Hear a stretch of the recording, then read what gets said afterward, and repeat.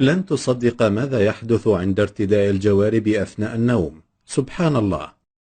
ربما تكون أحد الأشخاص الذين يحرصون على تدفئة أقدامهم ليلا عبر لبس الجوارب أو الشراب للحصول على ليلة هانئة والنوم بسرعة، لكن كثير ما يخبرنا أهلنا بأن النوم بالجوارب مضر بالعينين ويؤثر على حاسة البصر، فهل هذا صحيح؟ علميا لا يوجد رابط بين لبس الشراب خلال ساعات الليل وبين التأثير سلبا على حاسة البصر، فلم يثبت طبيا أن شخصا ضعف بصره بسبب اعتياده لبس الجوارب قبل نومه، ولذلك فهذا الادعاء غير صحيح. فوائد ارتداء الجوارب أثناء النوم: يساعدك ارتداء الجوارب ليلا على الانجراف بسهولة في النوم خلال فصل الشتاء بشكل خاص، لأنه عند تدفئة القدمين فإن الأوعية الدموية فيها تتمدد، ما يرسل إشارات عصبية للدماغ أن القدمين بحالة استرخاء وفي أتم الاستعداد للنوم، وهو ما يساعد على الاسترخاء بالنوم. كما يساهم ذلك في تدفئة الجسم قبل النوم وجعله دافئا، ما يساعد على النوم بشكل أسرع.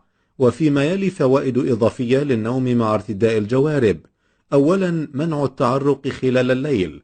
يساعد ارتداء الجوارب ليلا على تنظيم درجة الحرارة في الجسم، ويطرح كذلك تحكما بدرجة الحرارة بما يمنع التعرق أو الهبات الساخنة خلال الليل.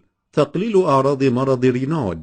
مرض رينود هو حالة صحية نادرة تؤثر على خلايا الدم الفردية في الجسم، ما يسبب ردة فعل مبالغة لدرجة الحرارة الباردة، وفي الحالات الشديدة يمكن أن يؤدي المرض إلى الإصابة بتقرحات في الأنسجة، لذلك يساعد لبس الجوارب ليلا على تنظيم الحرارة ومنع هجمات مرض رينود المفاجئة.